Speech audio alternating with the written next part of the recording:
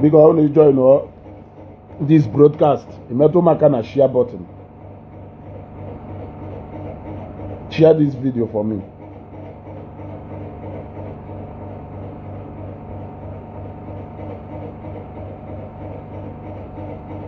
Share this video. Share this video. Share this video.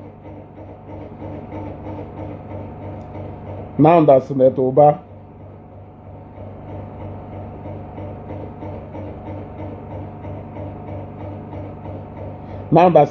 has been buried, I want to ask this question for the last time.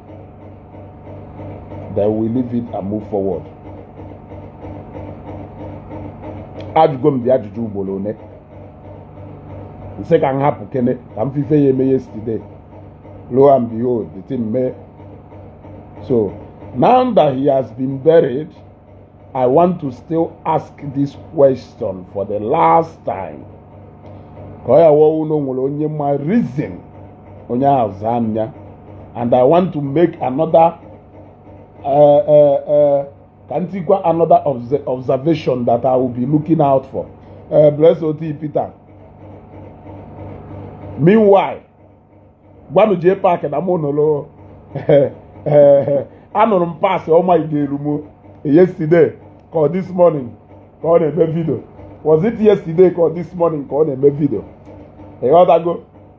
Where Jpac and Amonolo pass all my game. You got to go. Also now what? Jpac say now what you do Nilo. Namono Nilo. Ah, Chineke velu mmadụ ebele. Namono Nilo. Na-ekwo ka mba abụọ ga ịghọtago nọ n'ilo kokoko okwu anyị ọnụ ekwuru nne na ị na-ekwukwodo okwu kama nọ oge chukwu njaka nere nọ ọnụ na ọ na-ịchọghị ikwu okwu kama nọ na onye na-ekwu okwu akarịrị iwe gbafọ 40 ịghọtago wonderful job nlụlụ be Ifeanyi Ụba yesterday. People are still thanking me today. N'ọlụ ahụ nlụlụ makarịrị mma karịcha ụfọdụ ọrụ ndị ọzọ lụrụ. Ịghọtago? Obi Peter, I'm just talking ọbụla nọ ịghọtago? N'ọlụ nlụlụ nwale ezigbo ta mma ese na-agba igere n'ilo. Echekweli ndị isi na chọọchị wee na amọdụ n'izojo onweghị zo onweghị n'etiti ndị ọgị na-eso amahụ nna izojo onweghị sneak in ịmara na nna echeghị i sneak in why na ịba her life bụ ebube chukwu ụzọ ka ndị ji 2x2 echeghị wo 2x2 pịawuo. Did you not see how I was on live video? Ọ na mụ chọrọ ịba be Ifeanyi Ụba mma ababe Ifeanyi Ụba ịghọtago. Ọ na m chọrọ ịba be Ifeanyi Ụba mma ababe Ifeanyi Ụba. I was making the video name on a good authority, and that was why I was able to confront the DSS man, because I was making that video na good authority. My point is that entry point. Onwere ife onye ọhụrụ na-abatara n'ime ngosiro na video ọ na-akpụo n'ime ka ife njere iseta ime. Yes, ndị mmadụ nwere ike si mgbe eniri ozu, but again I preferred ebe ahụ nkwụ ịghọtago. Fe nchọrọ inweta awụ everybody na-abata na that burial. That is what I want to get, and also that center ebe a na-akwa ozu. Kele ebe nwa Ifeanyi Ụba pụtara. Ifeanyi Junior came outside. Ọ bụrụ na nwa Ifeanyi Ụba pụtara outside ebe a na-akwa ozu, kedu ife ngụnwa nọ n'ime achọ ịghọtago. Kedu ife ngụnwa nọ n'ime be Ifeanyi Ụba achọ ebe diọkpara Ifeanyi Ụba si na n'ime be nne pụta n'ile ebe a na-akwa ozu. Ngụnwa ka nọrọ n'ime ịlaik ego na ndị ọga ịlaik ka ndị nwere ego. Chai Chineke Jpac ịlaik ka ndị nwere ego chiwe ego n'ụwa na ịkpata ego go na ha nọbazi ọfụma without any efa unu emekọwa business ya dazi agbagharị ife na agbagharị. The only side of burial Ifeanyi Ụba iti nwurube ewu ebe Obi Kubana na Imoni ha batara Victor Umeha so now ife flash. What of other things go on at that burial? What of other things?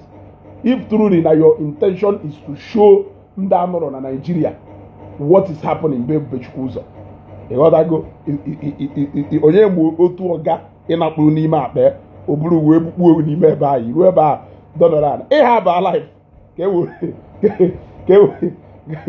were ha 2x2 wee pịagbuo maọbụ na ịba life gosiri na ịnọ nya o gosiri your current location that na ịnọ here at this same time onye ọbụla chọrọ ịfụ bi ebe ahụ ọfụ or if ịba life gosiri ịghọtago abalị life gosi that I have no skeleton to hide ịghọtago I was everywhere ebe m abaghọwu n'ime because anybody make the entry into that place you must pass through that place before you go inside now kedu ife na-eji ije ịba n'ime ebe ahụ it can only mean that nation ije sebe n'ọjọs ndị ọga bịara ebe ahụ ka ịdị interested in which is what you did ịghọtago which is what you did ilu onye sogharị obi kubana na imoni ha ife a bịara ime ebe a agwango na m bịara inere ndị ọgaranya abịa m inere ndị ọgaranya ebe a ife m bịara ebe a ka m transmit elu ndị mmadụ ịghọtago ka m transmit elu ndị mmadụ what happened na Nnewi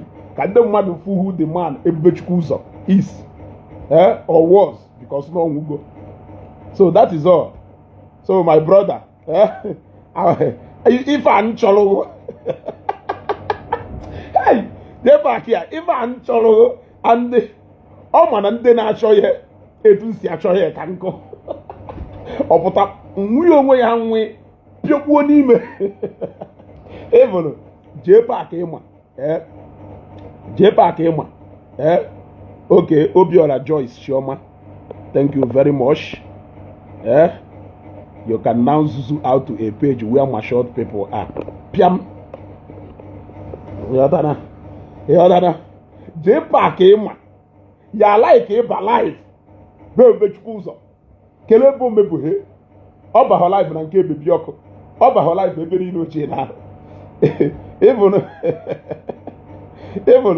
ịpụta ebe a na-eme event na Lagos ọ na-aba live baa live na wedding je oruzie na akwamozu eho Ebubechukwu ụzọ na Nnewi ebiahọ lecturer 101 walked in free we saw him.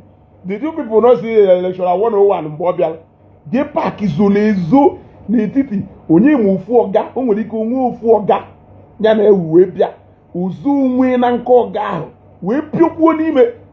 Do you think that na ọ na m chọrọ ịba n'ime ebe a na m agha aba ọ na m chọrọ ịba n'ime ebe ahụ I have a lot of people ya nchọ ọrụgodu na omenu nchọ I will go in there na ọ na m chọrọ ịba nwere ebe m chọrọ ịba ma achọghị ịba ana m eme that video m na-eme na good authority that's why m ji akpagharị na-aga ma n'ihu ebe Igwe Gerald Mba Amalụ and ụmụ Ifeanyi Ụba nọ ịghọtago ọwụ na m ahụ eme on good authority Igwe Gerald Mba Amalụ ya agwa ha because onya chairman organizing committee of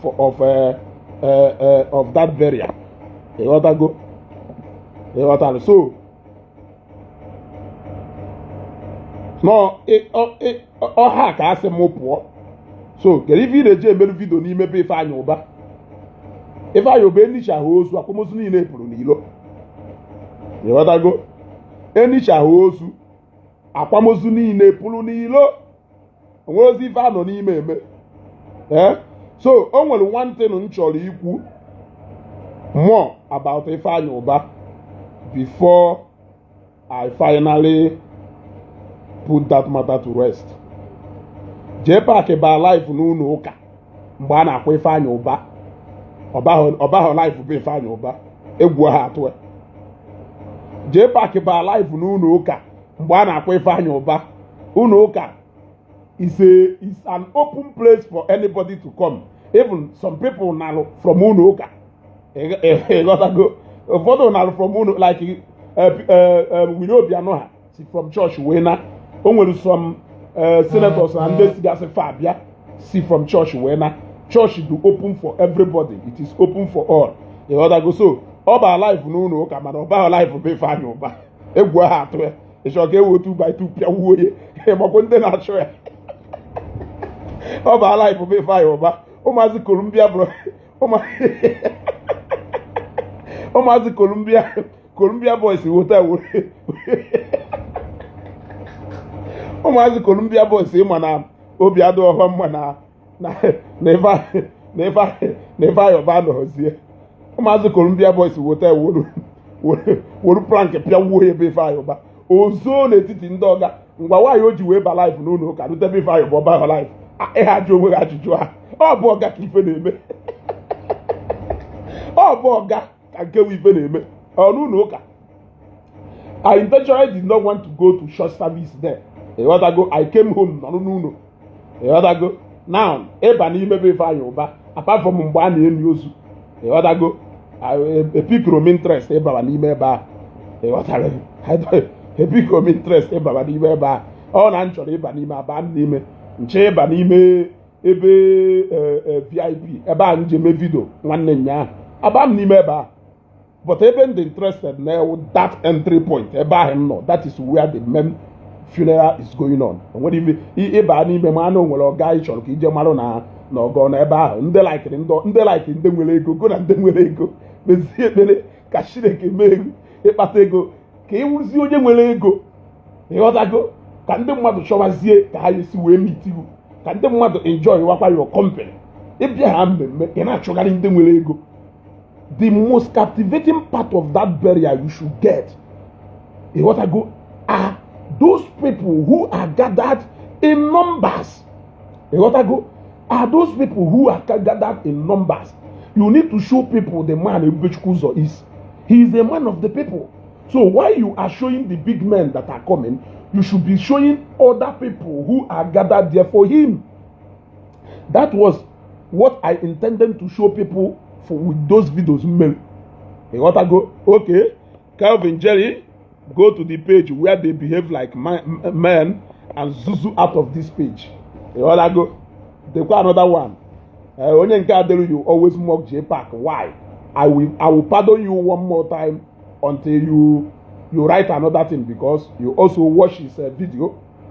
You watched his video, and I don't think na mbotro a little shade that Ezugo. Why do you always mock Ezugo? So I will allow you to write another comment before I block you. You got that go. So remember, it's very bad. That is why you Sunday. Okay, I block go Sunday Okafo. You got that go. So after go to joy here, ebe ahụ na-ekwu yesterday na ọfụrụ Ezugo ka ọ nọ n'ilo. Mgbe na ebe ahụ nọ n'ilo wepụ onweghị ike ịnọ ndị mmadụ apịa ya 2 by 2. Ọkwa ịma n'ilo ebe ahụ nọ. Onye ọ na-perceive to be somebody na work against Ifeanyi Ụba n'ilo ebe ahụ nọ. Ịghọtago ebe ahụ ka a ya apịa 2 by 2.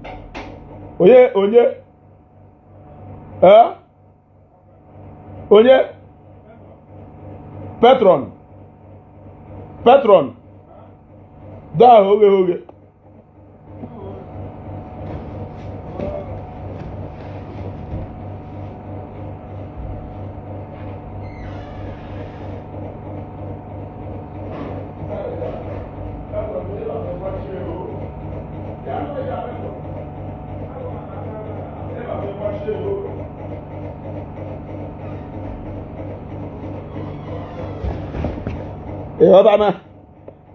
so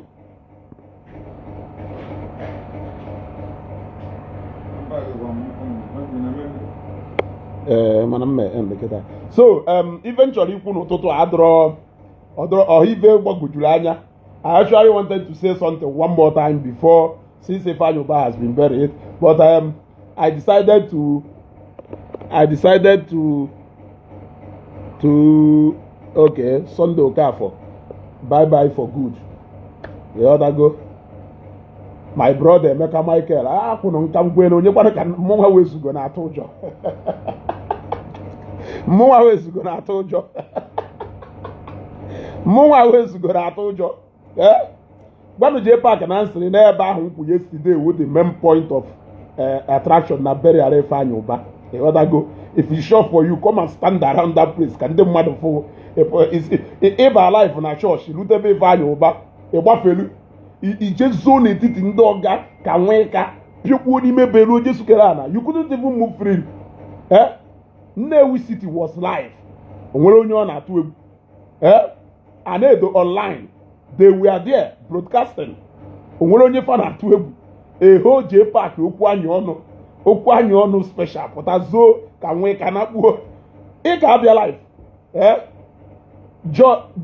George Jim Chineke akpọ narị gị ọkụ akpọ Chukwu akpọ narị gị ọkụ akpọ bịa n'ebe a bịa bewe akwụ n'afọ bụ odife bịa na ka m blọk ọrụ ozugbo na no need ide waste time bịa n'ebe a bịa bewe akwụ unu bechaa akwa unu ewere akwa fichaa anya mmiri unu so Jpac nwa amama ebe ahụ nkwụ nyaahụ ebe kwụ n'ọkụ if it's short for you kwụrụ ebe ahụ nkwụ baa life ka ndị mmadụ wolu ejikwana maka ife ahụ kwuru jee baa life bụ Ifeanyi Ụba ahụ anyị ejikwa 2x2 pịawuo ndị na-echekwa wu ka nkụ ịpụgharị ndị na-achọghị etu ahụ nsa imagine ebe nkwụ yesterday afụnwo Jpac ịmakwa ebe nkwụ yesterday and ọ nọ n'ụlọ ụka so o gosiri na-agbasara ụka o wee bịa nakpuo kelee ebe o si wee nakpu if not that n'usoro n'etiti ndị na-abịa so n'etiti ndị na-abịa pịọkwuo ozugbo ozugbo ịghọtago ka ị ka m esi ofie ịmakwa ebe nna efe ahụ ọ nọ n'ime moto ebue na jet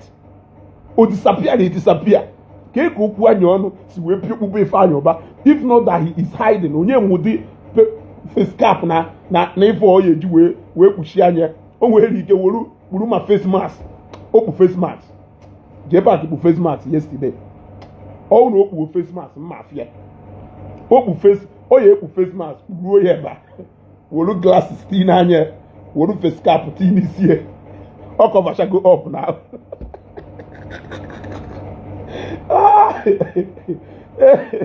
ije na ọsọ uwe Facebook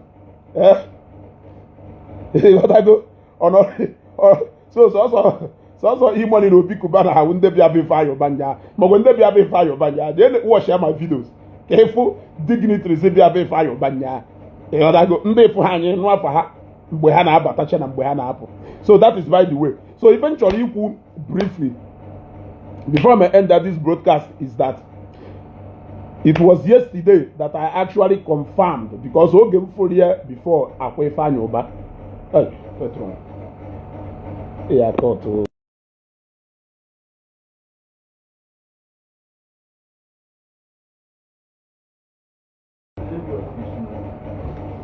ịghọtago so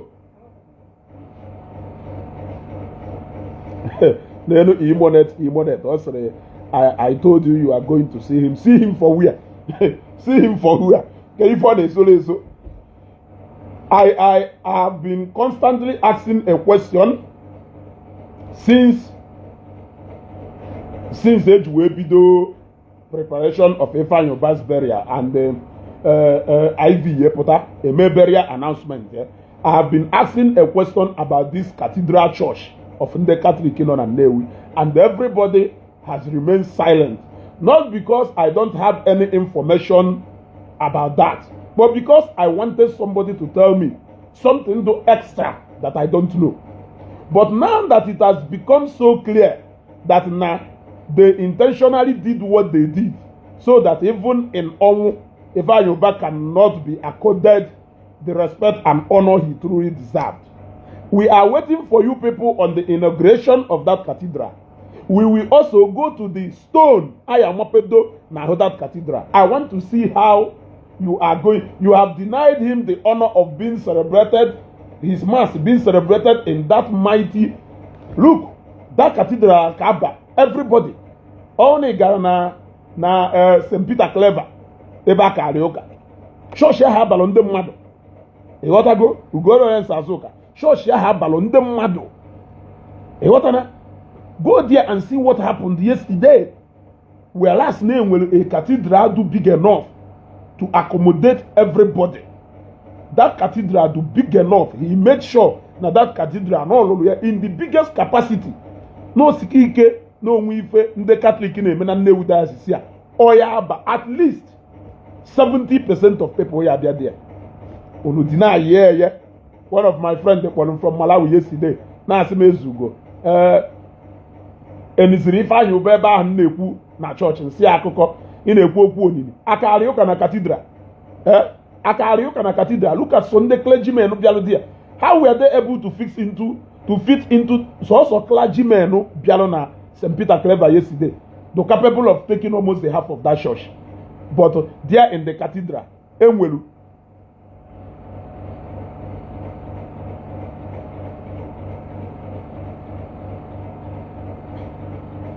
Okay, lecturer sele.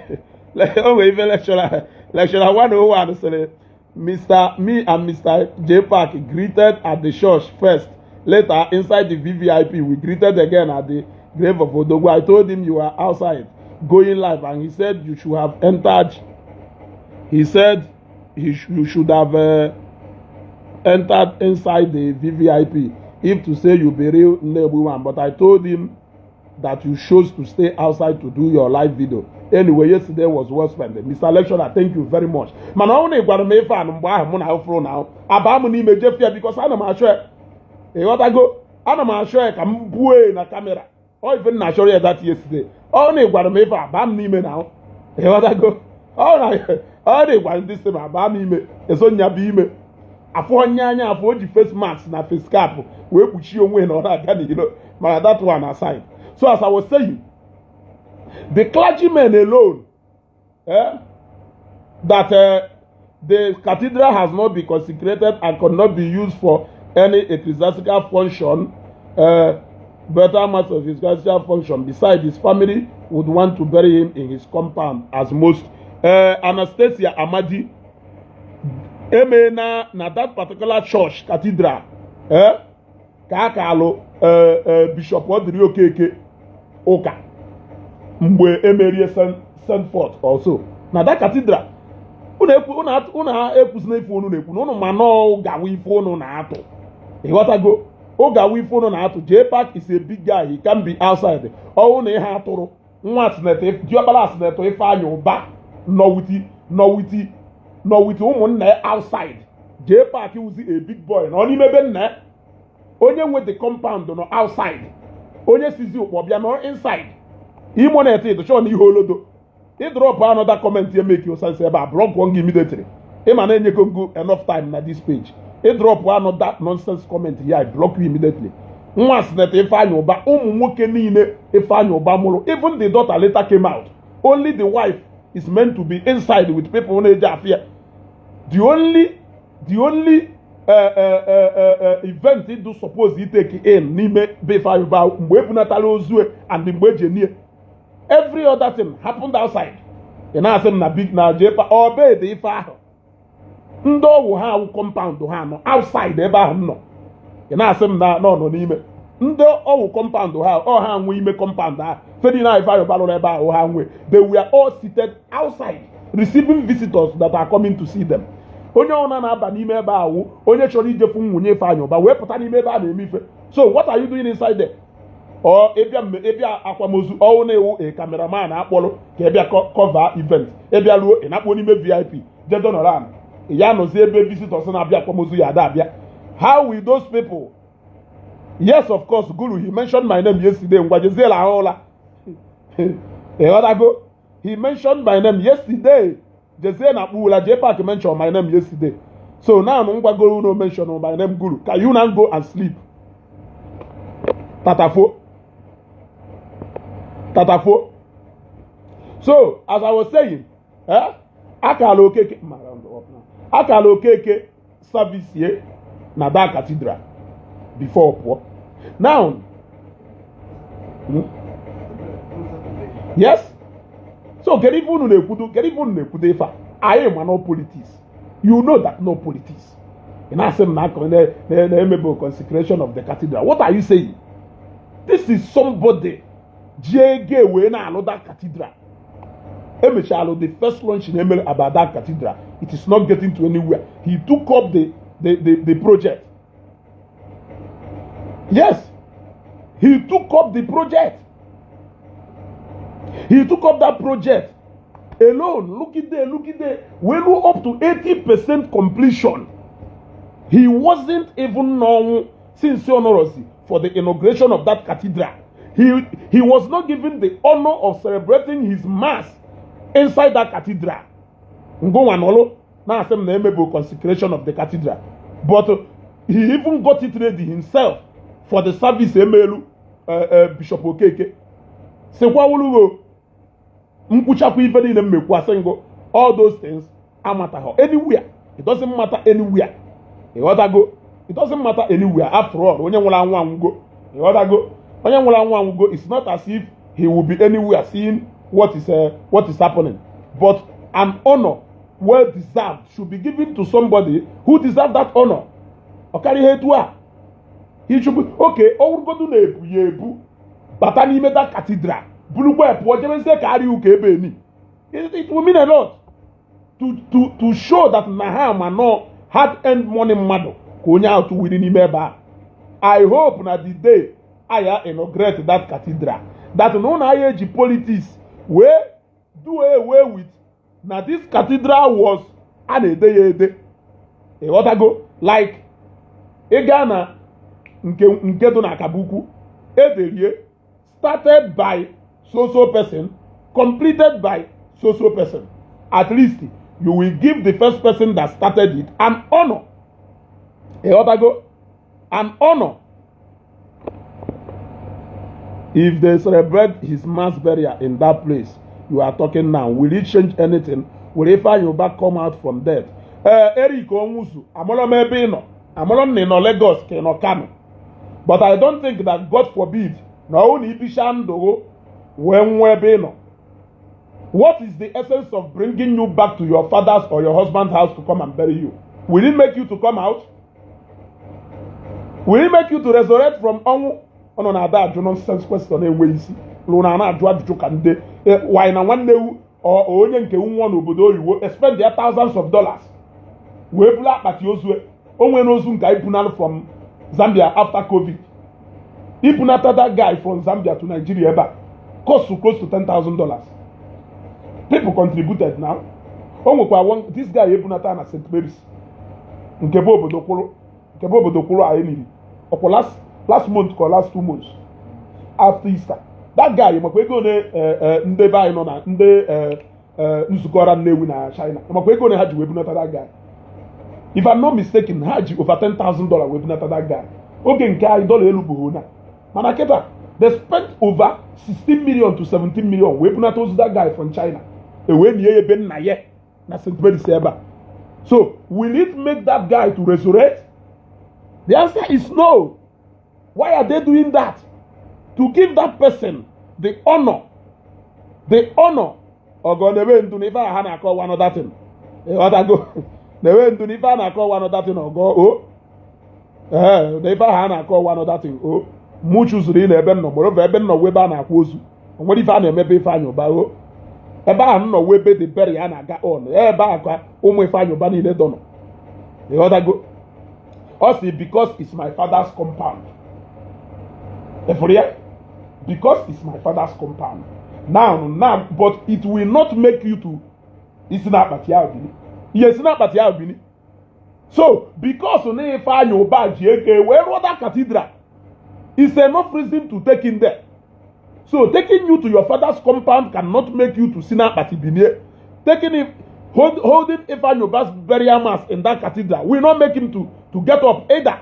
So, Meshion before my block whatever measure broadcast here. Block one go. Meshion. Don't write any comment here again. I block one go here immediately. Na ya hang mmanya. Oluna na nonsense here we see. Oga be na asim na ebuje ube na. O mele ukisi na Batibini. So why are you talking about aka Ifeanyi Ụba oka ebe a oye bini?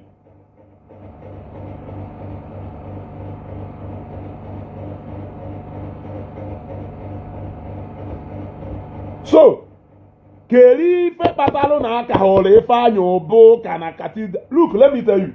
I'm going to say eziokwu. Whether na Ifeanyi Ụba no nyale lolo cathedral or not. Being a sitting senator representing Anambra South Senatorial District is enough reason to hold his mass in that cathedral. I'm going to say whether no nyalore or no nyalore. I have asked these questions. Even Joanna, very closer to his house. Nature share, no authority FM. Nature share, the easiest place to be Ifeanyi. Straight road, and it will accommodate everybody. It will be at the center for the guests to locate. Onye siebo no pota that a roundabout on Akpo Cathedral. It holds enough parking space, security and otherwise. It's more guaranteed there.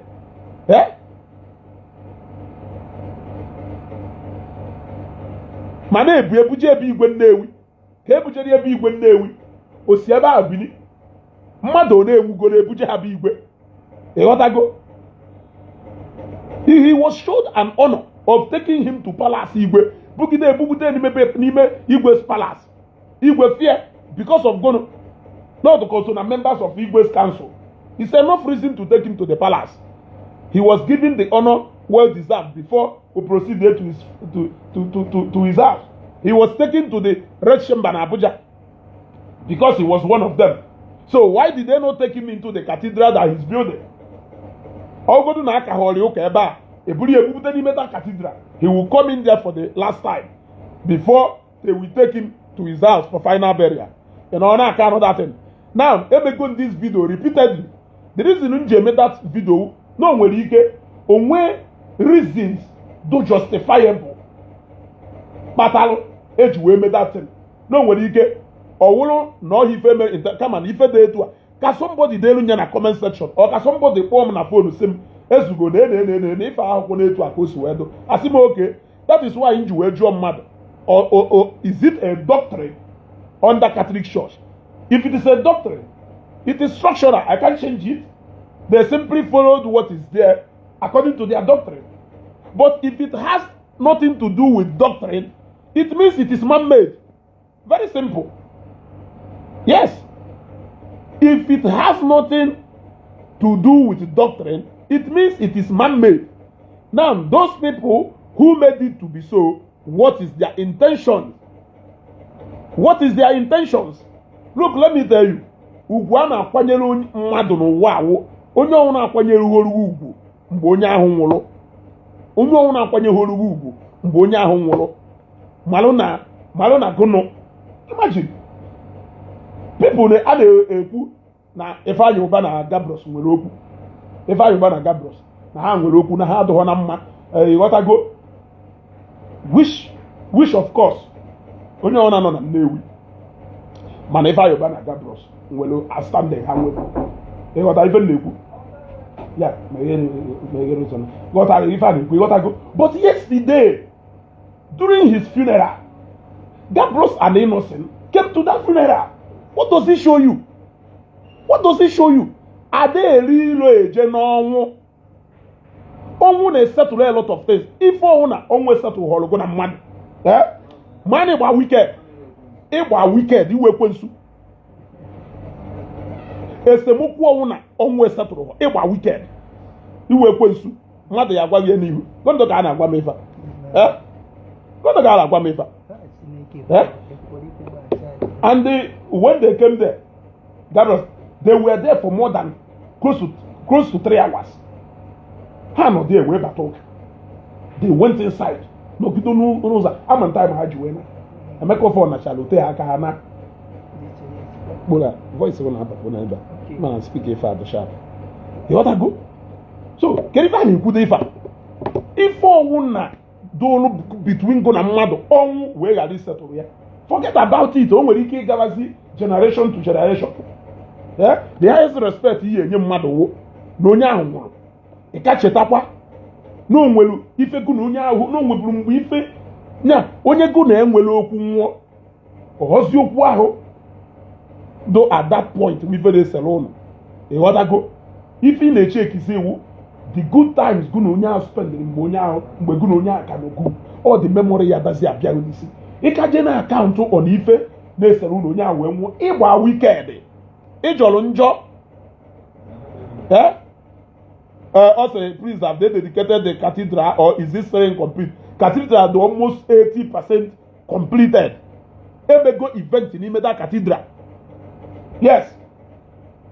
Oh, but the event here, watch your email. I am making Imeda Cathedral. You got to go. And the Mbana Shime event here, all but this same person was frequenting that cathedral. Make sure now it doesn't even altar. On a Jpac, they inspect all. And we do share altar, make you feel so, if I said this will be the last time we made this video because any onuma.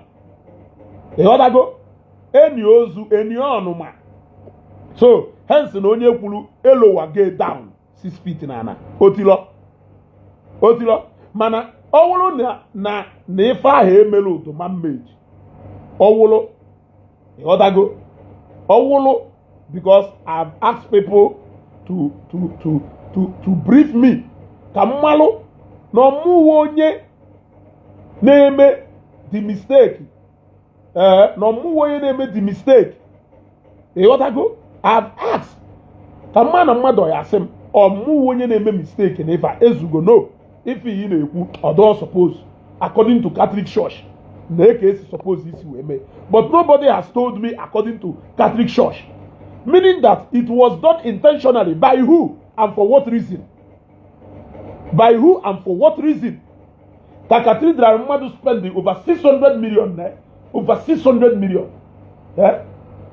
na that cathedral to see to the level it is now that you will not give that person the honor of taking him or her into that cathedral ka o jee zọọ ọkpa ebe ahụ n'ọnwụ before wee na eji ime mmadụ asị ma ebukpuo ya ebe ahụ ya ebili ka ebujere ebe Igbo obiniri ka ebujere ya na National Assembly na Abuja obiniri ana m ajụ ha ajụjụ nwata nwaanyị ya wee buru si na eburu ozu nwata nwaanyị si ozu nwaada si na mọshụarị na-apụta eburu ebuje be nna o jee zọọ ọkpa ikpeazụ be nna before nawa be die ihe ebiniri ruo be nna o wee buru elu be nna obinie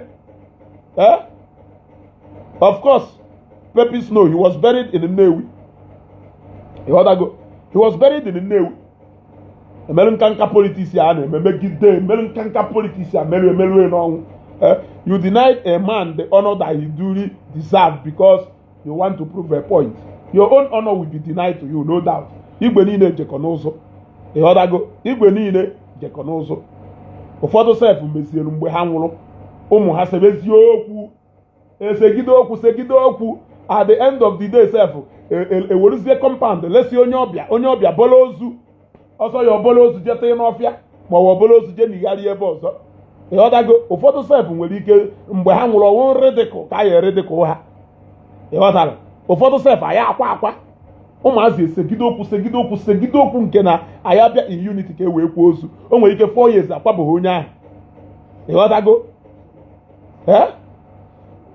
ịghọtago ngwa na-erezie celebrated the birthday of a former bishop according to ife onye akwuru celebrate ya the send forth ka emerie mgbe ahụ ma Peter Obi na onye ọrụ na-abịa Ifeanyi Ụba was there celebrate ya for a welcome the new bishop na the cathedral celebrate the birthday bishop but he celebrate the ọnwụ onye lụrụ the cathedral alụ emebeghe echewa m dedicate na the cathedral ọ na-akọsikwa n'ebe ahụ na-akụ unless na mmadụ ya gwa m na-enwere genuine reason according to the Catholic Church na-etu a esi wee mee ewu etu a esi suppose ime because of this reason or not.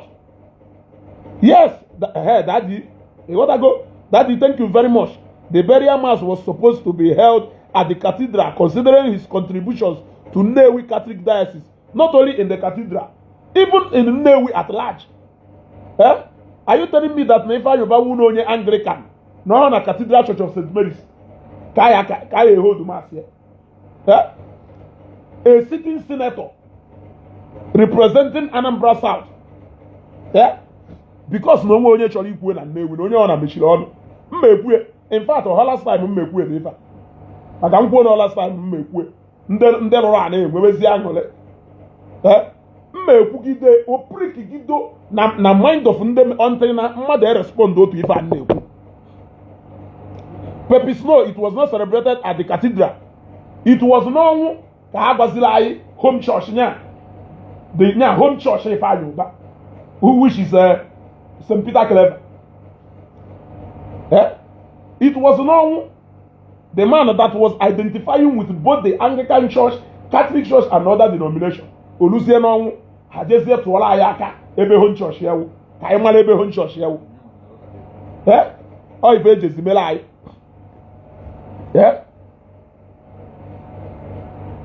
Ịghọtago?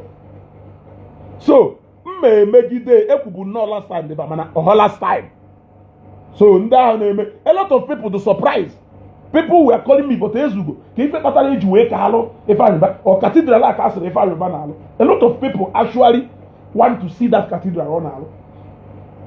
It was at the game plan. A lot of people actually want to see that cathedral Ifeanyi Ụba na-alụ. So the honor, the ovation, and the everything. First of all, it is all for the yes. First of all, we mechalo that send forth that Bishop Okeke, the new bishop take over. The same thing led to Ikuzi Mba. Church Agugo now. Church had almost na 80%. Church had almost na 80%. So the same politics, as I can see, except na somebody one more otherwise. Okay.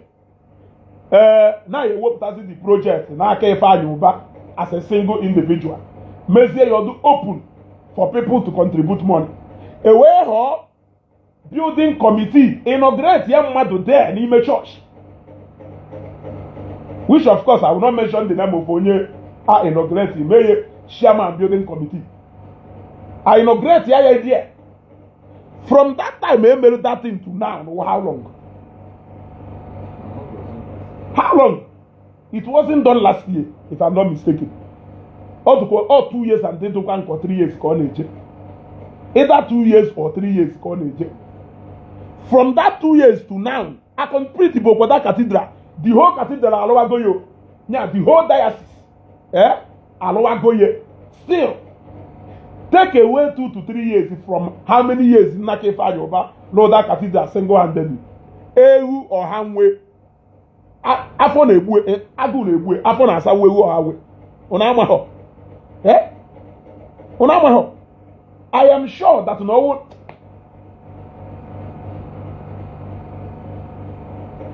so much injustice for one man. So much injustice for one man. Let I go. The committee. He was first of all denied the honor of saying that he built and dedicated a cathedral. Imagine the only person Megorie. Somebody shall go dispute if he could have just corrected me honestly. No something in mind. He went and showed me somebody Meluye more than 30 years ago or 40 years ago, if I'm not mistaken. Imagine. So for over 30 to 40 years, if not more than, Ifeanyi Ụba broke that record again. He broke that record again. So he was denied the privilege of dedicating that cathedral. Now, being the person I dedicated that cathedral, he was denied that privilege. But they could have given him the honor of taking him into that place. There. It will not take away. The only thing is that people will ask, no matter for how big that church is, they will ask, or this church, number one, it will accommodate people. Number two, it will be at the center. Number three, security wise, it is spam. It can even make people, that could have even been a good opportunity for that project to be completed. And then make canker politics same way you see. Except I am still subject to be corrected. Yes, but exactly what the situation is. For example, when people were given force, okay, Ebuzobido Bawayambana Cathedral, immobilized a lot of people. Habidokuwe na Cathedral Ifeanyi Ụba go galono ya alonna ke na close to 10 years. No lo shabokoyo. What go? No lo shabokwe. And a rumor. The then Bishop of Nnewi Diocese, Catholic Diocese of Nnewi, Bishop Okeke, made a visit to Senator Ifeanyi Ụba's house. When he got to Senator Ifeanyi Ụba's house, Onoruna Ifeanyi Ụba wee na ife na this cathedral na alo shabohe aburu Ifeanyi Ụba ka o si n'aka. No, see from that roofing and the men at that church. They may shall the first one. Or will not go strong enough to avoid ife ahụ ize tiwo ndị mmadụ na n'aka ụka because na Senator Ụba sị na ọ chọghọ ka o nwee pila ya dị n'ime chọọchị a na ọ chọrọ ka alụọ ya ka ọ dị ntụ nke ndị ọcha si adụ na ọ chọrọ ka o nwee pila ya kwụ n'ime hold that roof na ọ chọrọ ka that roof kwụrụ nnake n'elu wee lụcha nke a wee mee quality test na wee fụ na that thing nwere ike collapse o wee kwuo siputusikwa everything ebutusikwa everything ebidokwa another one alụwakwa another one lụọkwa another one lụchasịchakwa another one. That was the time that church collapse ịda na Bayelsa ebe wee gbuo ndị mmadụ wee je nenechakwa that one o wee nwekwa na that one adịghọ strong enough okwukwasị butusikwa wee bazie na that third one a na-eme either third or fourth one nke eji wee roof that church. Now wee hozie a committee of 20 engineers headed by late Ajuru Uzodike Ozuzo Nnewi. Yes, o nwere onye nwuru agụ ya nọkwa na that committee. Wee 20 engineers came to the table and put their heads together and they came about that roof now done that cathedral. Does it mean that people are maho? They know that Neifa we delay the completion of that cathedral, but they are still roof it up. Don't get it twisted. This is over close to 300 million. Roof it up. So no couldn't spend the close to 600 million at that cathedral. I just that is somebody who is laboring where he cannot reap anything. That money, he can't reap anything there. Ifeanyi Ụba is governor of Anambra State and not governor of Nnewi or governor of Catholic Church. Yes, also governor of Anambra State. So he can't win Anambra State governorship election because he built a cathedral in Nnewi. He can't. Unless you know ya pagadizie na the whole if the Madonna local government in the Anambra State, J lawyer church or cathedral. Eh? So that is the point. Eh? That is the point. Now he was denied that because only never and listen the love and like. Listen the love and like. I'm a konum game ana agboifa. The other gamo konum game ana agboifa. The other go onye yeku. Mwa yekwe nkwo ye no even na bu no wezi okwu eh ka ya all these things a na-eme onwe onye ya bịa ni debunk nwe gonu ka ya debunk Bishop Okeke debunk lo nke asịrị a na-akụ mgbe ahụ. They still went ahead and denied the man the opportunity of finishing up what he started. Genuinely, nobody forced him. He only Ifeanyi Ụba knows why he decided to build that cathedral in Nake. So now you went there and you denied him that. Yes, that woman, Ijebwa video na Ishida, the Madure is close to 2 million or over 2 million. When we were there at Ishida, that Ifrem Onoye ministry took up instantly, took up the scholarship for 7 or 8 children. A lady called me after drop shadow different. Now, but a lady called me from America or where? Where's some Muga there? Go like a shoes two among that woman or a jacket train to whichever level. I called that different. That different told me no one I called to from that blessing or connect go when we know how we managed to arrive at somewhere. Because only him knew if any na shape we pick so much injustice for one man. I will be ending this broadcast. But only you dedicate to that cathedral. I want to see the stone, dedication stone. I am Madonna at that church. I want to see how you are going to scrap away Ifeanyi Ụba. That's why you do so obvious for the whole world to see. Yes, as you know, the cathedral may campaign. Then, the cathedral may campaign. Then, Anambra State, I am Melum, Dunu Kofia, Oyi, 21 local government. Oworu Church, alone, one local government. When they may campaign. Eh? So much injustice for one man. Eh? You ought to go? If for here?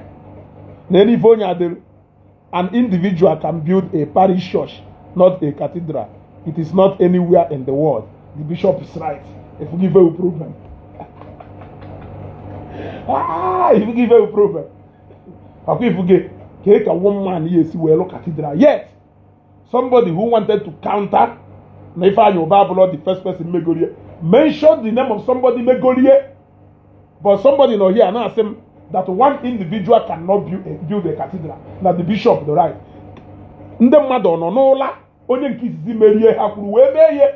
That is the question. Logic is not adding together. It is simply an injustice done to one man. I suppose they carry Ifeanyi Ụba burial mass here na cathedral. Ladies of Azomta, if I'm not mistaken. Our Lady of Azomta Cathedral. On alo utege. Ne church ya, ne filling station here. Ne church ya, ne bendoge opposite bendoge Oba Motors. Ne no Authority FM. Ne nebe oke nebe osa nebe ngwere. You got to go. But it is well. He has been buried and he has gone. I chase the dedication of that cathedral. I sing the unsung song of the song that I will get it right. The uncelebrated hero. We know what is going to happen during the dedication of that cathedral. Kamani ye take away the fact that no Doregu no Kokanya. Not minding Akoko ni na Anako. Ifeanyi Ụba invested over 500 to 600 million without mother HDO Hebwenisi na that cathedral. Mana o nwere ike ọwụ na ọwụ na-ebukpure na that cathedral oteta. Yes now. O nwere ike ọwụ na ọwụ na-ebukpure na that cathedral oteta. Efiruo na ike kwụ na ọ na-ebukpure ebe ahụ oteta. So ka a ghara ibukpu ya ebe ahụ. Ka ebuje na nke dị smaller. Ka ikuku wee ka nkụ ka ndị na-azụ ikuku wee ka nkụ. Ifeanyi Ụba is forever a hero. Thank you. You cannot take it away from him. Celebrated. You gotta go. That is why Inji went all outside in a burial. Your Jpac and I wanted to show the world who this man is. And I believe in the man for here. Even from Mwe Bunataria to Mwe Nidia. You gotta go. Aba Hebo Habala. Man that man and Namuka Napuna. I think I will end it here. I will keep asking this question. Today will not be the last time. Can the mother just say okay? Today will not be the last time. I will keep asking that question until somebody name the answer which I am looking for. The answer may prove me wrong. The answer may prove me right. That's why I stand to be corrected. Because when we go, or we know when even do genuine, you got to go. Yes, but we should know. It should be meant to the people to know. Because that if I know if people not expect, you got to go. People not expect now. Yes, celebrate the mass here in that cathedral at least to give him an honor for contributing so much to the level of that cathedral now. You got to go. Oh yes, the truth is that the bishop should join politics and stop pretending.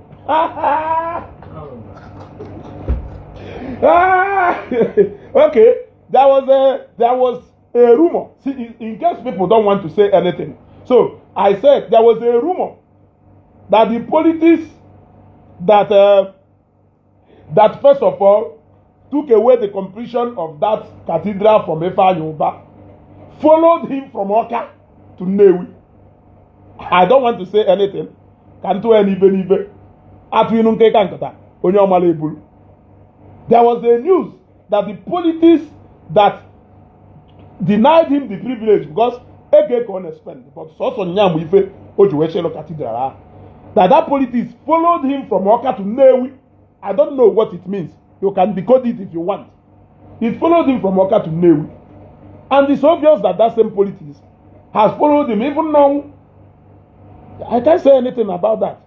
It's even so obvious that that politics followed you to until the day you people will come and clarify this issue. And they don't even claim that you can clarify the issue. The Catholic community in Unewi, don't think you can sit down and cross your legs. You cannot clarify this issue for people to know. People want to know. A lot of people may not be talking, but this is what they have in their mind. They want to know why Senator Ifeanyi Ụba burial mass was not held in a cathedral he was building with his money.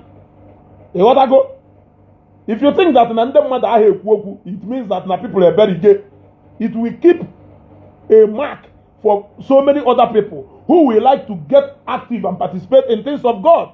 They may be running away because of all these politics. Yes, if I home with a lot of people. Nkohana St. Mary's. Kerife Jidiru Abazota. A whole cathedral, Church of St. Mary's. Nenko Foye Nalo. In a chamber no one kaya ke bayo banalo. No ya renovate kwa na sisi aho eju welo che. You want to go? So there are a lot of people who have words in their mouth, but they cannot say it. Manosi mwe polu hechi niile ka ha bienye a sacrificial duty to the church. They will run away because they know they will not be celebrated.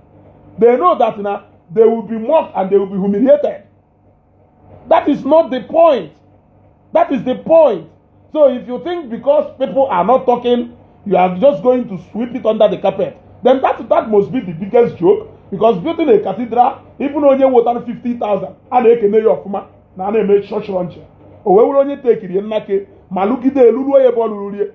You think you can just go and hold?